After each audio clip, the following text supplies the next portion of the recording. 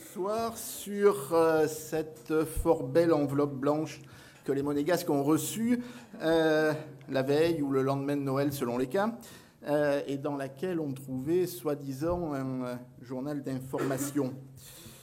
Le projet, on y reviendra dans les prochaines réunions, mais évidemment, bon, si vous avez des questions sur les parties qu'on a abordées avec Jacques Ritt, institution, Conseil de l'Europe, nous sommes à votre disposition tout à l'heure. C'est important de faire tout de suite cette mise au point parce que nous entrons dans la dernière phase de la campagne, celle où normalement les tensions s'exacerbent. Et avant même cette dernière ligne droite, nos amis de l'UM, qui plus est une veille de Noël, ont déjà mis la barre très très haut en matière de mensonges, de calomnies, de haine palpable. 12 pages, sur les 12, à peu près 8, uniquement destinées à flinguer au bazooka Horizon Monaco, sans l'ombre d'une proposition. La méthode est un peu surprenante pour des gens qui prétendent vouloir une campagne digne, des gens qui ont cru utile de signer une charte d'éthique et de la rendre publique.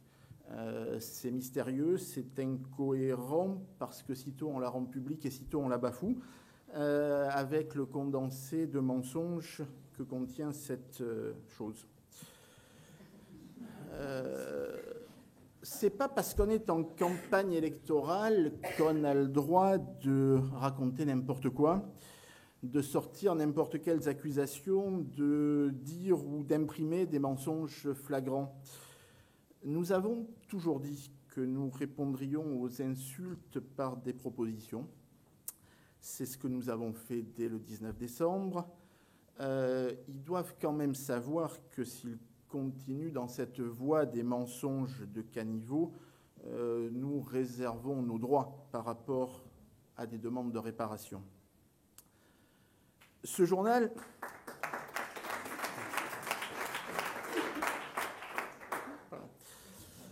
Ce journal, il montre de manière très claire l'évolution de raisonnement et de fonctionnement de la majorité sortante. Le mensonge est devenu la règle, ou plutôt c'est ce qui est vérité absolue, c'est ce que dit l'UM, et c'est les autres qui sont des menteurs. Alors on ne va pas refaire ensemble la lecture complète du journal, je reviens juste sur 2 ou 3 points très significatifs pour montrer à quel point ça dérive. Un mot sur l'horrible et indigne agression d'un élu de l'UDM. Comme pour tous les autres, Claude a fait tout le travail. Donc les monégasques ont compris maintenant ce qui s'est passé. Ceci dit, l'UM essaye encore d'en faire des tonnes avec cette affaire, cette accumulation de témoignages tout à fait outragés. Le problème, c'est qu'apparemment, quand même, aucun de ces juges de moralité n'est allé apporter son témoignage à la justice. Ce qui est assez étrange, on peut penser qu'ils ont quelques doutes quand ils réfléchissent. Un mot aussi sur le Conseil de l'Europe, juste pour les remercier d'avoir mis noir sur blanc ce que nous avons toujours dit. Ils ont caché une information pendant 3 semaines. Ce n'est pas parce qu'on pouvait peut-être la trouver ailleurs qu'ils ne l'ont pas cachée.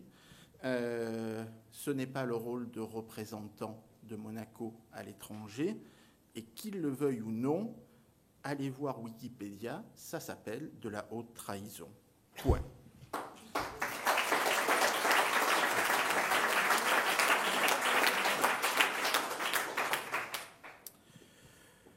Comme il faut que je laisse quelques minutes à mon président pour conclure, je vais passer sur tout le paquet d'autres mensonges, sur le financement de la campagne, sur la légendaire paresse des élus de Rassemblement et Enjeu, sur plein de choses.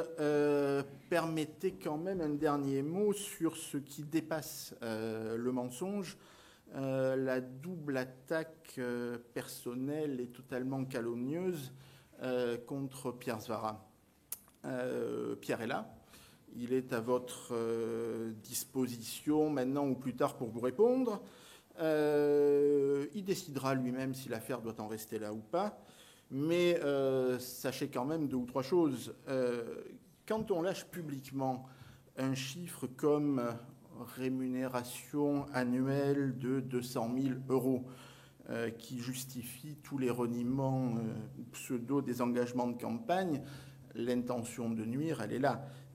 Toujours sur le même thème, je peux dire les riches, les nantis, les oisifs, les affairistes, ceux qui sont la liste Horizon Monaco et qui en plus se gavent lorsque la SBM va mal.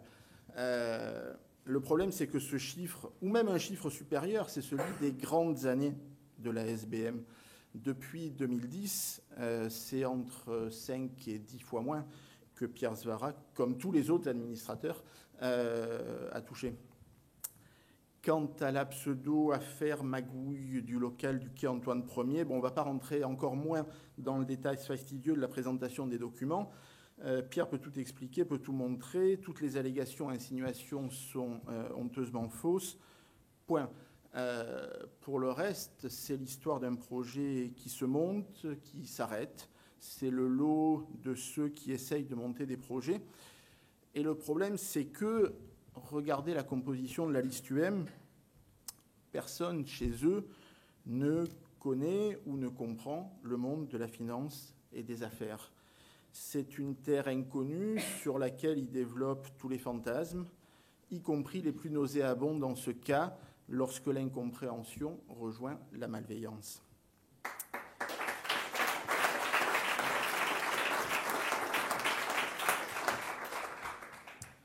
Évidemment, on ne rejoindra pas l'UM sur ce terrain des attaques personnelles calomnieuses, mais quand même, s'il vous vient l'idée ou l'envie de creuser un peu certains passés pas très anciens, vous trouverez facilement quelques détails de l'histoire que ces signataires de belles chartes d'éthique semblent avoir oubliées. C'est vrai, le passé est le passé, mais ce n'est pas sur notre liste, c'est sur la leur qu'un certain nombre de candidats se sont permis des entorses à l'éthique, voire à la loi, alors qu'ils gardent leurs leçons pour eux, qu'ils essayent d'élever le débat s'ils en sont capables.